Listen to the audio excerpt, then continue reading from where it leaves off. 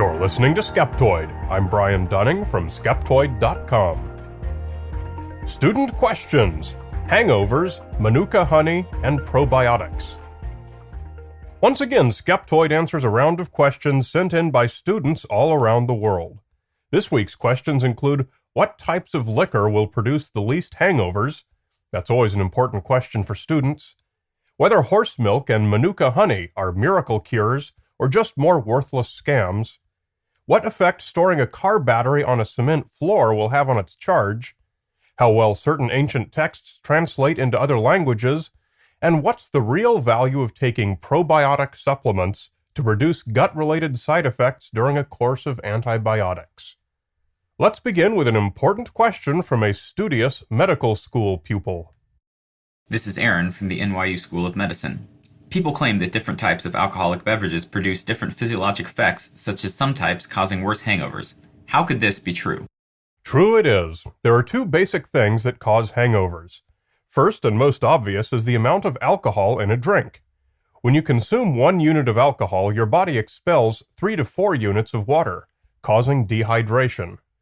This water loss causes shrinkage of your tissues, and since your skull doesn't shrink, your shrinking brain pulls on the connective tissues and causes a headache, the main feature of a hangover. Drinks with more alcohol cause worse hangovers. But there's also a second cause independent of how much alcohol is in the drink. As the different ingredients of different alcoholic beverages ferment, other chemicals are produced besides alcohol, collectively called congeners. The congeners are what give different alcoholic beverages their colors, aromas, and flavors. Congeners include acetone, acetaldehyde, and tannins, which contribute to different hangover symptoms to different degrees. As a general rule, darker-colored beverages contain more congeners than lighter ones, and lesser processed drinks, usually cheaper, contain more than more processed, usually more expensive drinks. Whether you're drinking beer, wine, or liquor, clear, top-shelf drinks will usually produce less intense hangovers. Marlon Raukema, student from the Netherlands. My question is, horse milk, a miracle cure or just very expensive milk powder? Thank you. There's a pretty easy way to tell if a product is actually a good medical treatment or just an expensive and useless fad. See if the literature on it is scientific or marketing. In the case of horse milk, also sold as mare's milk, virtually its only mention on the internet is by mail-order companies selling it with claims of miraculous health benefits. I found no decent research papers at all finding that there's any value in it. The same goes for camel's milk. It's widely and freely available where it's made, so why not sell it to foreigners with amazing claims for ridiculous money? Horse milk is big in Mongolia, but this isn't because Mongolians have found some secret of ancient wisdom. It's because horses are the dairy animals there. Mongolians usually ferment it into an alcoholic beverage called arag to preserve it. Probably this connection to Asia, always attractive to alternative crazy Westerners, is what made it popular. Hello, I'm Imogen from Cambridge in England, and I'd like to ask, is there any evidence to support the use of Manuka honey for anything else than sweetening food? A supermarket near me charges over £30 per jar. Is it actually the miracle product that it claims to be? Manuka honey is a strong, dark honey that comes from New Zealand and parts of Australia. And as with almost every substance, someone somewhere is selling it as a miracle cure for disease. Various honeys do have different chemical contents, since the bees producing them feed on different plants. Manuka honey is among those high in methylglyoxal, which is an antimicrobial. When applied topically in wound care, weak evidence suggests that Manuka honey may be an effective antibacterial treatment. However, it's not likely to be as effective as medical antibacterial treatments, and no large studies have ever found a superior benefit.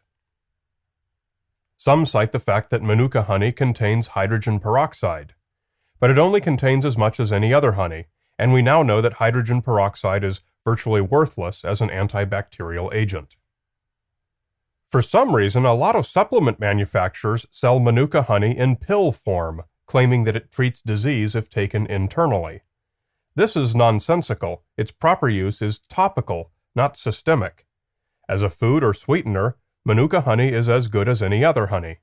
As a topical antibacterial for minor wounds, it's probably better than nothing at all. As a health supplement, it's completely worthless. So save your 30 pounds per jar. Hi, Brian. This is Jim Johnson in Vancouver, Washington. It seems to be a common notion among auto mechanics and others who work with batteries that a charged battery loses its charge more quickly when stored on a concrete or cement floor. And even charging a battery on a concrete or cement floor affects its ability to take a charge. These notions seem implausible since automobile batteries are housed in non-conductive plastic. But is there anything to them, or do they amount to urban legends? Thanks. This is my favorite type of urban legend, and the reason is that there is real historical fact behind why the legend exists. Lesser urban legends are simply not true, and that's the end of them, but this one actually used to be true. There were two potential causes for cement floors and batteries not getting along, and they both depended on the fact that car batteries used to be cased with hard rubber. If the cement floor had any type of moisture in it at all, which they usually do, that moisture could cause the rubber to swell, potentially cracking the glass cells in which the battery acid was housed. The battery acid would seep back down through the rubber and damage the cement floor. Alternatively, the moisture in the rubber could cause a conductive path from the battery acid through the moisture in the cement and to the ground, thus causing the battery to discharge quite quickly. But as has been the case throughout recent decades, battery cases are no longer made of rubber and glass cells are no longer used. They're made of polypropylene, which is impermeable to both moisture and acid. So there's no longer any way that a cement floor can be detrimental to modern batteries. In fact, because cement is such a good thermal heat sink, putting your batteries on it can actually keep them cooler, which slows the rate of the chemical reactions inside them that cause all batteries to naturally discharge over time. So embrace your cement. Hello, Mr. Dunning. My name is Jeremiah Leonard. My question is, can the Quran only be read in Arabic? Can Shakespeare only be read in English? Are there certain languages that are so nuanced that they are virtually untranslatable? Generally, the answer to this is no. Certainly there are concepts in various cultures that are harder to understand in other cultures, but keep in mind that language is usually more flexible than a culture. For example, it's easy for you to imagine and describe a concept or an idea that would never be prominent in your culture. Think of two cultures with the entire breadth of ideas comprehensible to each, represented by a Venn diagram. No matter how different those two cultures are, the Venn diagram is going to be nearly all overlap. In my culture, we would never think of eating babies as a way to gain strength, but note how easy it is for me to comprehend and express the concept in language. While a literal phrase-for-phrase translation of even the most nuanced work might not make very much sense, that's due only to the mechanics of the languages and not to any conceptual limitations. Lingua franca refers to a common language that two people can use to communicate. Sometimes it's the native language of one party or another, sometimes it's an agreed-upon third language.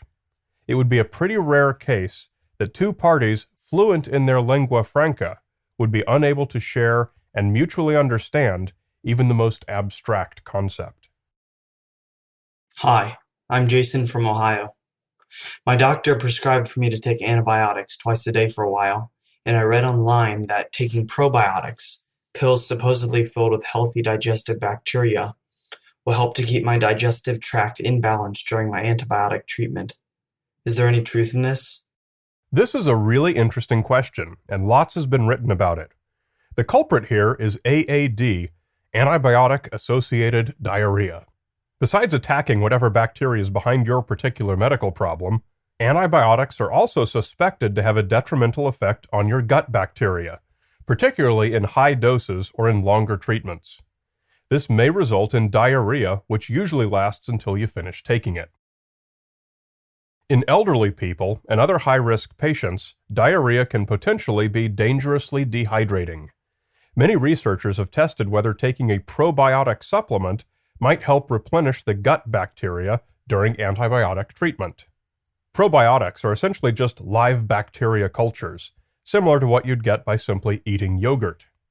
Now, if you do a search through the literature, you're going to find a lot of research that finds there may be a benefit, and a lot of research that finds no benefit. Naturally, any site that sells probiotic supplements is going to claim that the evidence is clear, but that's far from true. The latest high-quality study, published in 2013 in The Lancet, found no decreased incidence of AAD in elderly patients who supplemented antibiotic treatment with probiotics.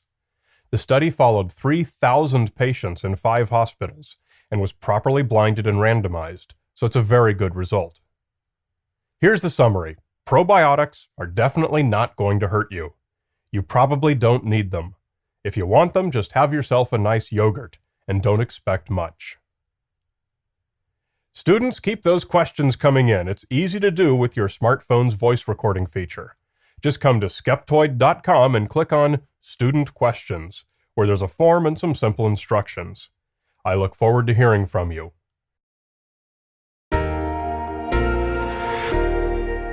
You're listening to Skeptoid, a listener-supported program. I'm Brian Dunning from Skeptoid.com.